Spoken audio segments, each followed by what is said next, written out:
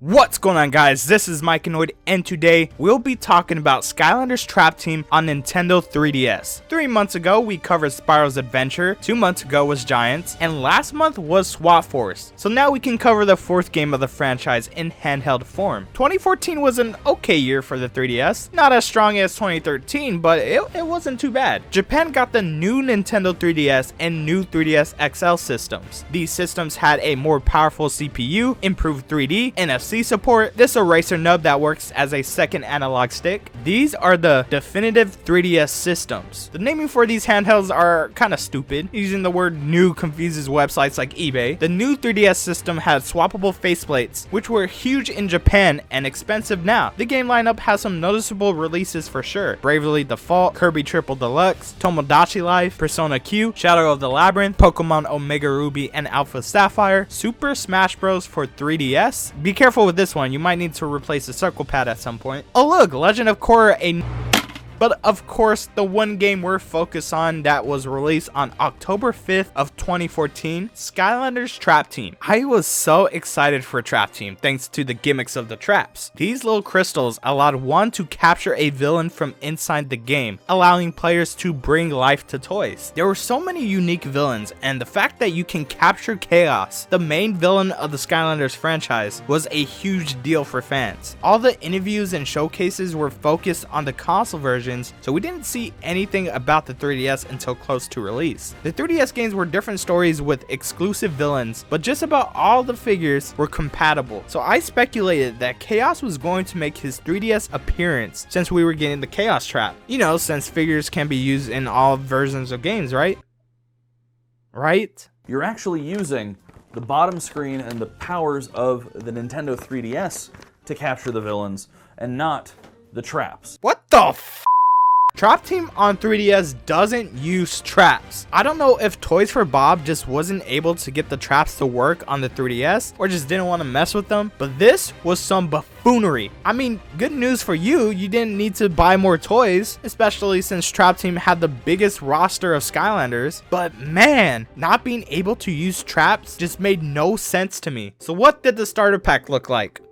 Oh my god. You know what? At least they included different Skylanders from the console versions. The last thing I needed was more food fights. You get the Air Trap Master, Gusto, and the Life Mini Skylander, Barkley. You only get 2 Skylanders, no cool variants, and one of them has technically been released before. Now it just had a red base. I never got this starter pack new just because I can find these figures outside of the starter pack. And the Portal of Power is the same as the Giants Portal, so I just bought the game used from GameStop for like $5. Seeing the poster for this game without the villains, it's just sad. But okay, you know what? At least I saved some money and didn't need to buy the whole starter pack. So now we can just boot up the game and start playing this. Trap Team lets you choose your difficulty from easy, normal, and hard. The game is still pretty easy no matter what difficulty you choose, but you might want to use more powerful Skylanders as you progress when playing in hard mode. Some baddies hit hard, man. So if Chaos wasn't the villain, who was? A goddamn sheep. While the console versions got a sheep as the first villain you fought, us 3DS owners needed a build-up for one. The Dream Sheep and his minion, the Sleep Dragon, came from the realm of dreams, which Hugo opened a portal to after reading the most boring book ever from the Eternal Archives. The Dream Sheep cast a spell that put everyone to sleep, which is a pretty strong spell. It even put me to sleep. It's just such a boring setup in my opinion. They don't even animate the cutscenes, they just use still pictures. But yeah, you send in your Skylanders to fight the Dream Sheep and the other villains that we'll be talking about shortly. The Eternal Archives is the main hub. You got these giant books, at least that's how the game starts. These are where you can access the main story levels. There are 5 sections, so you'll need to move a lot to get to a certain level. This large chunk of Traptanium is where you can access the villains. This area takes you to your Skylander collection, hat collection, and the guest Skylander function. Moving south, you'll enter the section that lets you access the Trap Team Adventure Pack levels and the portal where you can summon your figures. Good news is that you can use all the previous 3DS portals with this game. All Skylanders can be saved in, which are then saved to your digital library that allows you to switch between them at any time. You can't use duplicate figures like before, so unfortunately all these food fights are going to have to sit out. 254 Skylanders from across all 4 games are needed to complete the collection. 37 from Spyro's Adventure, 62 from Giants, 75 from Swap Force, and 80 from Trap Team. So I'm gonna talk about an issue I came across when I was getting gameplay. I had my old save file that had 254 Skylanders saved, and then I tried to load in 254 Skylanders again into this new save, and when I tried to go to a level, the game crashed and it ended up making a copy of my original save over the new one. I guess the game just can't handle this many Skylanders saved on it, so I used my power save to back up my original file onto my computer. Just something to note if you try to do the same thing. All magic items and previous adventure pack levels can be used throughout the game by hitting up on the D-pad and spending 30 gems. Well, almost all of them. Of course, the volcanic vault still doesn't do shit. Oh yeah, and then there's the Mabu you can talk to and play Skystones online with actual people. However, this feature no longer works. I mean, even back when I played this game in 2015, I wasn't able to find another player. There are 5 sections that let you access the main story levels: Underhalls, Stone Shrine Islands, Cloudburst Keys, Trade Wind Isles, and the Nightmare Realm. Altogether, there's 27 levels. So first, let's talk about the 13 standard platforming levels. You can earn 3 stars, the first one from completing the level 1s. The second star requires more effort than the previous games. You'll need to open the elemental gate, win a Skystone battle, complete a challenge that's unique to the level, like not getting hit from a certain obstacle. Oh, and then complete the time challenge. And the third star is earned when you unlock all the chests, collect a certain amount of gems, find all 3 nightmare pages, and find all hats. The platforming is pretty much the same here. You jump and dash and bash your way through the level. And Trap Team on the 3DS is the first to have Skystones. It's weird, Trap Team on the consoles had an updated Skystones game, but here it's the same as it was on Giants. I mean, it's the same as before. The stone with the most arrows takes over the other player's stone, and the person with the most stones on the board wins the game. And when you win, you can unlock a new stone. Some of these you don't need to do, but some are required in order to progress. Levels have these doors that require you to complete puzzles to open them. What the f?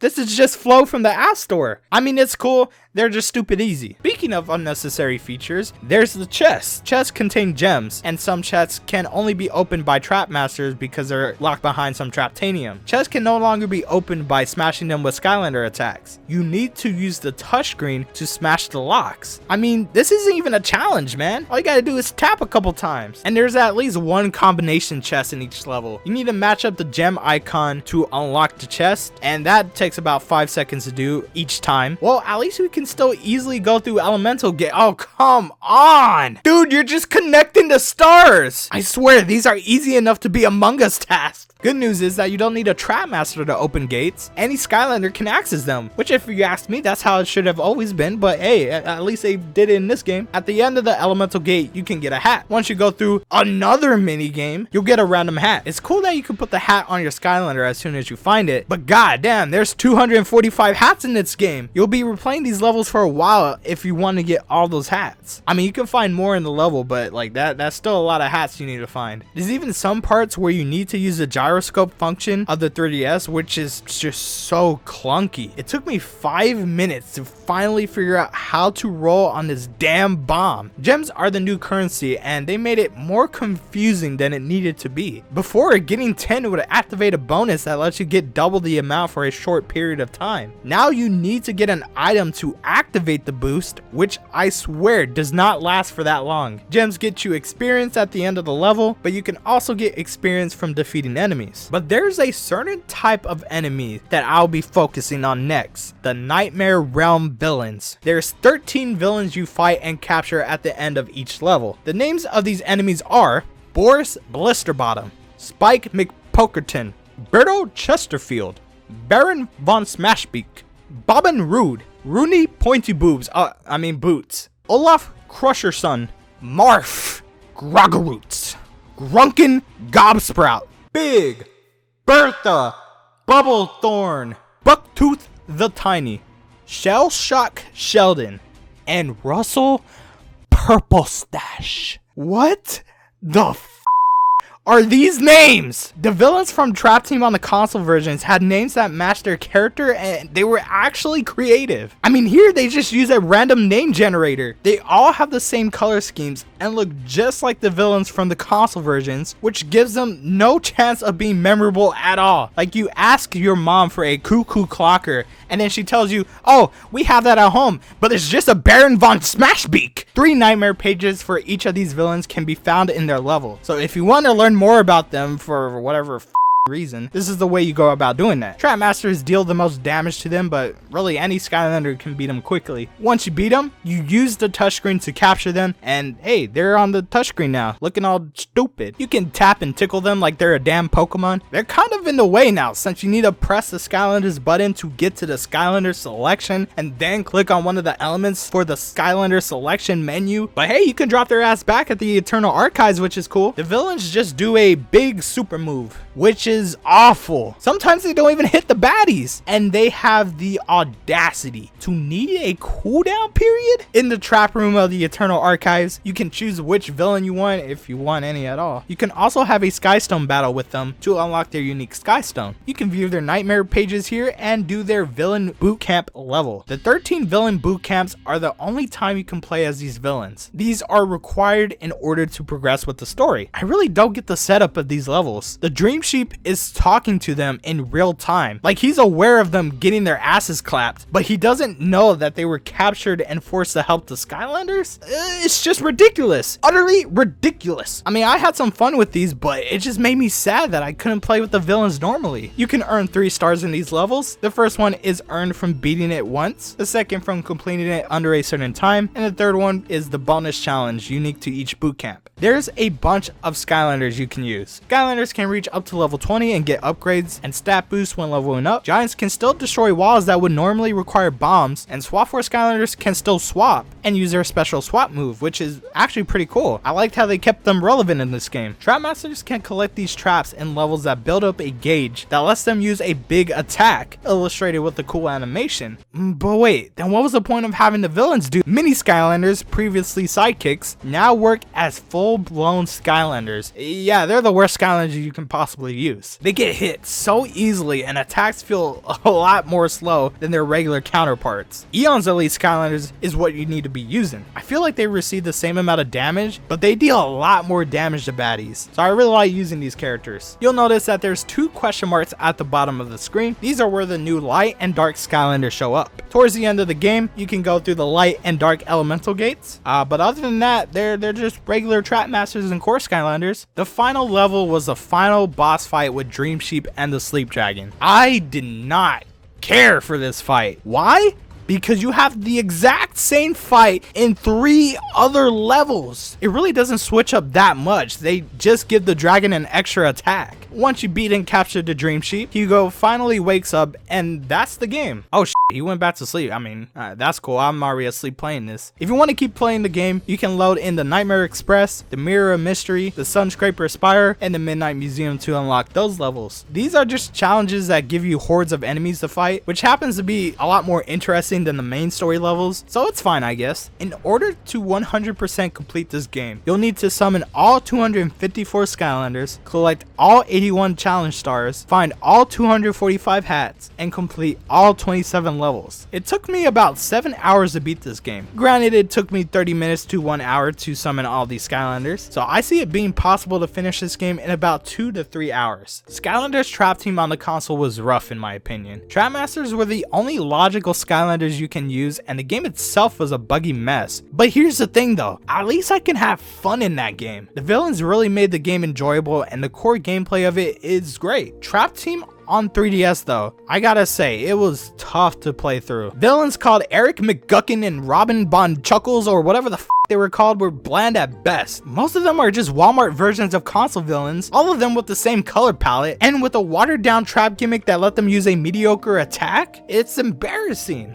Not as embarrassing as a Dream Sheep, oh my god, fighting him 4 times did not make me like him. And honestly, not even hate him. I feel nothing towards him. The Sheep Creep will forever be a better villain. You know, Skylanders never really had an in-depth story or anything, but man, the story in this was presented in the worst way possible. Like, I like my Skylander cutscenes. Why weren't they in this game? You know, you can't even talk to Flynn in this game. Flynn, the character that was really part of the story and drove you to your levels in Giants and Swap Force, you can't even talk to him in this game. He just stands there and does absolutely nothing. He's not even an NPC. He's actually nothing. The only thing okay about this game is the platforming and the Skylanders you play as. But guess what? The first 3 games did that already. The difference here is that those games don't have repetitive puzzles and unnecessary gimmicks that stop you every 2 minutes. So yeah, I hate to say it, but Trap Team, it has to be the worst 3DS game yet. Well, that's going to be it for today's video. Let me know what you guys think about Skylanders Trap Team